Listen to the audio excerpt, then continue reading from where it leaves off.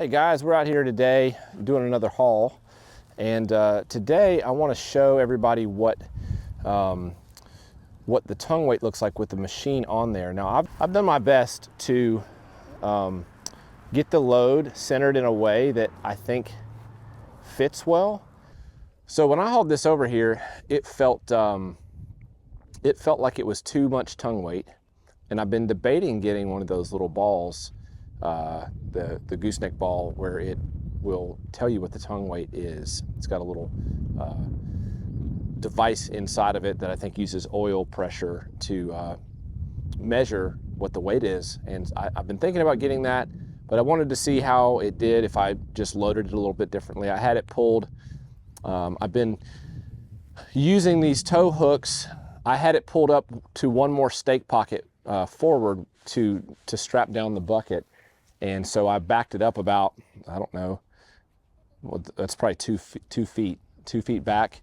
And we're just going to take it to the scales today and just see how our tongue weight is compared to the load. I want to say this tractor with the loader is about 65 to 6,600 pounds. It's a 5045E, and this one's 2022. It's only got 15 hours on it. It's a super nice machine. So since our trailer is 6,000 pounds, this is about a 12,500 pound haul, but we're going to actually find out exactly how much it weighs and if we've got our tongue weight set correctly. So let's hop in and go for a ride. I've got Jameson with me today. He's helping out. And yeah, here we go. So I've been getting a lot of great comments from everybody about CDL information, specs on the truck, what's required in different circumstances, and I think it's been helpful for me. It's also probably been helpful for some other people. So please keep those coming.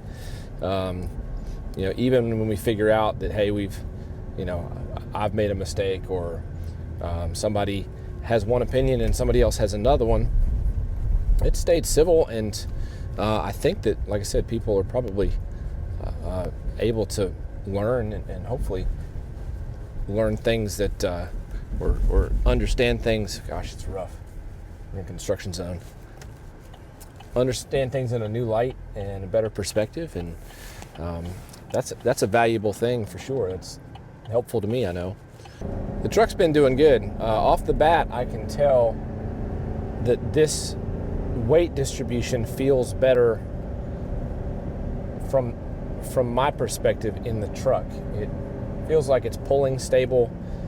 It doesn't feel like it's too bouncy so far. Of course, we haven't gotten on the highway yet, but as I mentioned, I've been trying to evaluate whether to get one of the little hitch balls that has the scale in it, because the tractors that I'm hauling around, and they're all different shapes and sizes. This one's really long, to the point where I have it, it was just barely enough for me to have tension on the rear chain pulling backwards.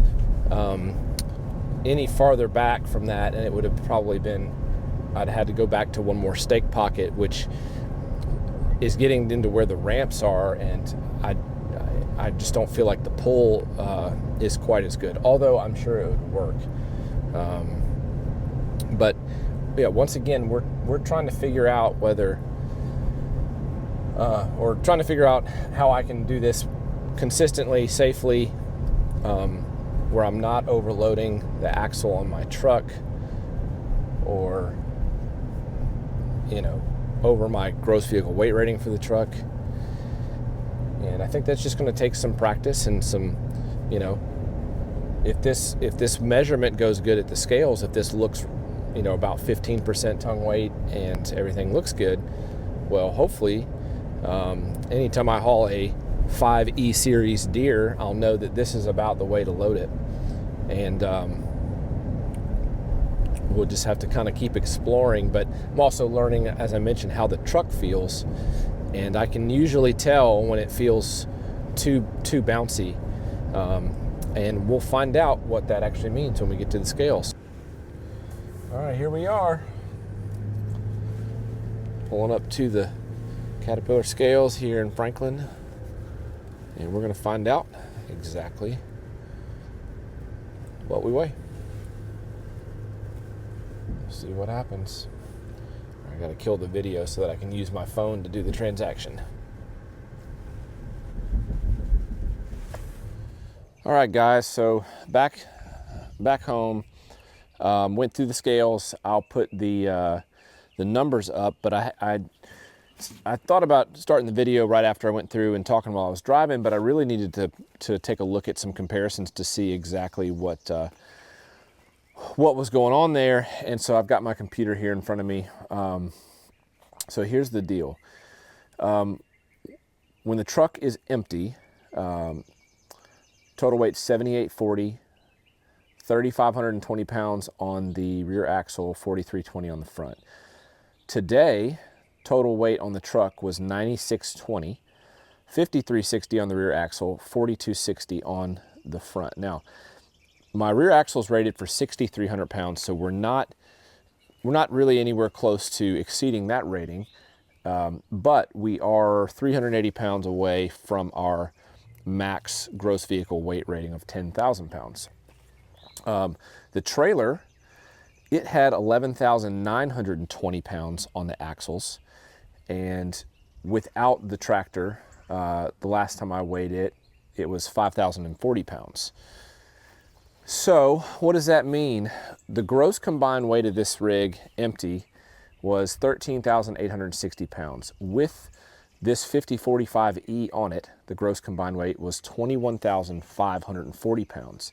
So that means that this tractor right here, it was 7,680 pounds. So I, earlier in this video, said I thought that it weighed 6,500 pounds. And I think I was basing that on, I think if I remember correctly, the tractor was 51 or 5,200 pounds, and I was thinking the loader was 1,500 pounds. So maybe I was thinking it was 6,700 pounds, 6,800 pounds. But it is more than that. It is 7,600 pounds. That put, you know, if I were to take the truck out of the equation, that put the static trailer weight at 13,700, and my tongue weight was 1,780 pounds as I had it loaded. And so I was actually a little bit shy on my tongue weight. I was at 13% on my tongue weight, and my target is 15%. So I was hauling with this a little bit shy on the tongue weight, and you know, that probably, I guess it increases the risk of the trailer getting out of control behind the truck. Of course, we don't have a real far way to go, so it's not like we were doing a real long haul. But all that to say, you know, there's two I guess kind of mistakes that I made. Number one is not really paying attention to the weight of this tractor, but then number two, not getting it loaded completely correctly. So as I mentioned before, I had this a whole D-ring farther up strapped down the last time I did this, and it felt too heavy. So perhaps somewhere in the middle is right.